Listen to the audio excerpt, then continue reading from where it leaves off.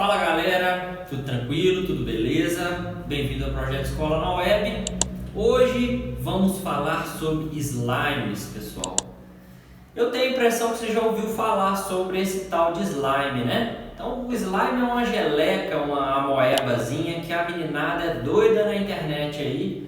Então todo lugar que você vê é slime pra cá, slime pra lá. Mas hoje nós não vamos aprender a fazer slime não, tá gente? Até porque tem mestres melhor do que eu, mirins aí na internet, no YouTube. Nós vamos falar sobre a química que está por trás dos slimes. Vamos usar aquilo ali como uma ferramenta para a gente extrair aprendizado, tá? Então, e a primeira coisa que a gente tem que pensar a respeito dos slimes é o que é usado na preparação caseira de slimes. Em geral, a criançada usa a cola, a tinta só para dar uma cor, né? Água boricada e bicarbonato de sódio, né? São os materiais comuns que são fáceis de comprar, que se adquire em farmácia. É por aí que a criança prepara o material. A primeira coisa que a gente precisa entender é a cola, tá? Colas são materiais formados por polímero dissolvido, tá? Que tem a propriedade de quando o solvente evapora ou quando o solvente escoa para os poros de um material, os polímeros que estão ali dentro se conectam entre si. Polímeros são formados por unidades monoméricas. Então, por exemplo, o amido, que é presente no pão que a gente come de manhã. O amido, ele tem pequenas bolinhas de glicose, como se fosse um terço, e cada uma daquelas bolinhas fosse glicose. Então, o polímero é isso, o amido é um exemplo. Então, existem polímeros que são longas cadeias formadas por unidades monoméricas, como se fosse um terço grande, ok? Nós temos 3 tipos básicos de cola oferecidos no mercado. Nós temos a cola de base aquosa, a cola que tem água como base dissolvente, tá?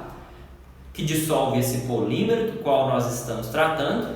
Nós temos as colas com um solvente orgânico e nós temos as colas que reagem quimicamente quando em contato com o ar. Nas colas brancas, pessoal, nas colas de base aquosa, nós temos 2 exemplos aí, que é a cola de isopor e a cola tenaz, a cola de escola. A cola mais comum de solvente orgânico é a cola de sapateiro, por isso que ela tem aquele cheiro tão forte e é tóxico, né? E a terceira cola, a representante mais comum, são as do tipo Super Bonder da vida. Ao em contato, ela fica líquida dentro do vidrinho, ao ter contato com o ar, ela promove as interações entre as unidades de polímero e forma uma estrutura. Em termos de princípio, o que acontece na cola é o seguinte: então, ela tem um solvente separando as estruturas do polímero. Quando esse solvente sai, esse polímero interage e conecta 2 estruturas que estão em contato com aquela cola. É assim que ela funciona basicamente. Então, ela forma uma cadeia, como se fosse uma corrente conectando 2 materiais que você quer colar. Então você pega um caderno, por exemplo, pessoal, colocou uma gotinha de cola, ok, aquela cola está com água, é um polímero hidratado.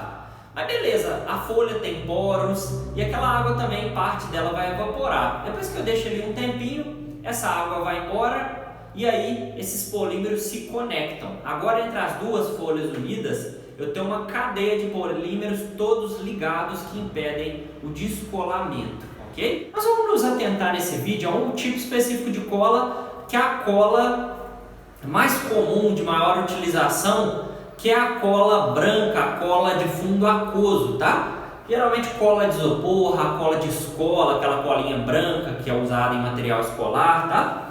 Aquela cola, pessoal, ela é formada por um polímero que a gente conhece com o nome de poliacetato de vinila, ou PVA, como ele é chamado aí na praça.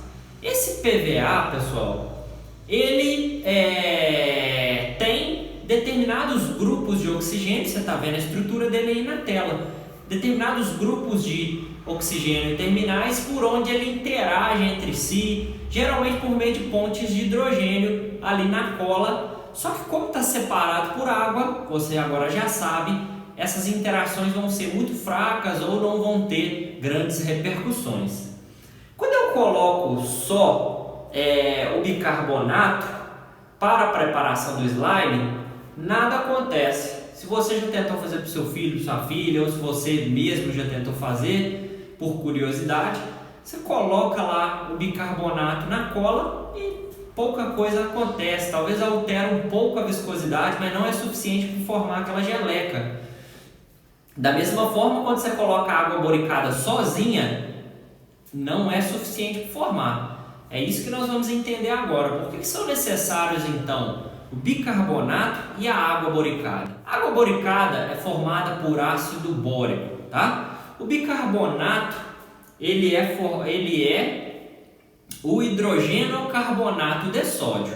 Quando os dois estão em contato, quando os dois interagem, haverá uma reação de neutralização com liberação de gás carbônico, que é essa reação que você está vendo aqui na tela. Então forma-se o borato de sódio em meio aquoso, então vão ficar cátions de sódio e ânions de borato em meio aquoso, tá? E se forma ácido carbônico, pessoal. Esse ácido carbônico, como é instável, se decompõe em água e libera gás carbônico, é por isso que você vê aquelas bolhas se formando, tá? Na hora que eu coloco esse material, esse produto da reação do ácido bórico, lá da água boricada, com o bicarbonato de sódio, eu tenho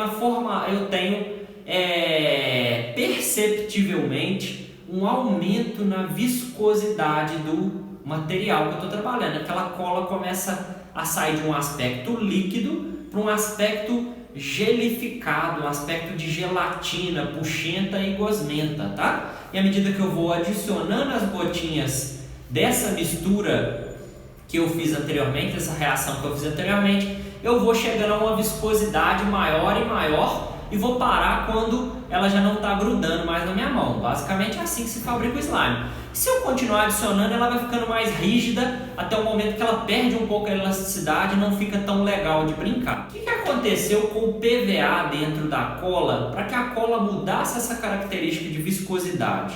Então, o que acontece é que era um fluido newtoniano, como a gente fala na física, ou seja, um fluido de viscosidade constante, e passa a ser um fluido de viscosidade não constante, ou seja, eu aplico mais ou menos força e a viscosidade dele varia. De maneira que um fluido não newtoniano eu posso entender como aquele material, pessoal, que tem características entre o líquido e o sólido, tá? Ele não é nem tão bem líquido, não tão bem sólido. É tipo o slime. Você mexe nele, você dá uma tração brusca, ele se rompe, ele se parte como se fosse um material sólido. Por outro lado, se eu coloco ele numa vasilha, ele escorre como um líquido. Então isso é um fluido não newtoniano, vamos dizer assim, de maneira corriqueira, para que fique mais fácil o seu entendimento, beleza? Bom, o PVA que está ali dentro, pessoal, a primeira coisa que vai acontecer é que os cátions de sódio vão começar a se entranhar entre cadeias longas do PVA, tá? E esse sódio se entranhando ali próximo dos oxigênios bem eletronegativos, já vão gerar alguma alteração de viscosidade, porque eles vão começar a criar alguma trama tridimensional, ou seja, vai começar a se formar uma estrutura em rede, com vários polímeros e o sódio entre eles, criando essa interação, tá? Então, nesse sentido, já começa a aumentar a viscosidade da cola. Mas, Marcos, se assim fosse, era só eu colocar o bicarbonato de sódio, que ele tem cátion sódio, e eu conseguiria formar o slime. Por que isso não acontece na maioria das vezes? Principalmente em cola branca, que tem uma taxa de água maior, não se consegue fazer só dessa forma. Porque é o seguinte, pessoal, é necessário que o borato, que é o ânion que está ali presente, ele sofra hidrólise em água e produza um ânion. O ânion que é o BOH4-. Dessa reação, o que você está vendo? Eu coloquei na tela uma reação que é do borato. Vai gerar, o que interessa para nós é esse aí que está marcado, esse ânion que está marcado aí em vermelho, que é o BOH4-. Por que ele é tão importante? Esse ânion formado nessa reação, pessoal, ele vai entrar ali no meio das cadeias hidroxiladas, as cadeias de OH que você está vendo aí no PVA, e vai fazer reações cruzadas. Então o boro fica lá no meio, interagindo com 4 oxigênios de uma maneira cruzada. Isso leva com que cadeias laterais paralelas interajam entre si. Então se forma uma trama, uma rede tridimensional agora muito mais bem estruturada com essa reação covalente, essa tetra-reação do boro no meio das moléculas de PVA. Então agora eu tenho PVAs interagindo por meio da interação com o cátion sódio e adicionalmente eu tenho boro que formou ligações cruzadas entre estruturas em cadeia de PVA. Consequentemente, eu tenho uma estrutura muito bem montada e agora o meu material não parece nem mais que foi derivado da cola, que ele já tem características gelificadas e uma elasticidade totalmente diferente do que a minha cola tinha.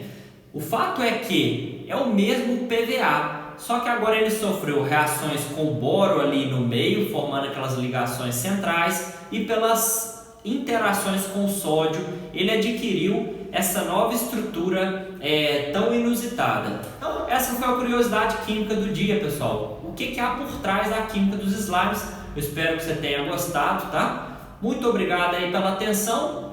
Não esqueça de divulgar o vídeo para os colegas, se esse vídeo te ajudou. Não esquece de dar o like também, não, ajuda demais, tá, pessoal? Aperta ali no gostei que ajuda demais. Muito obrigado aí pela atenção, até a próxima aula, pessoal. Um abraço, valeu!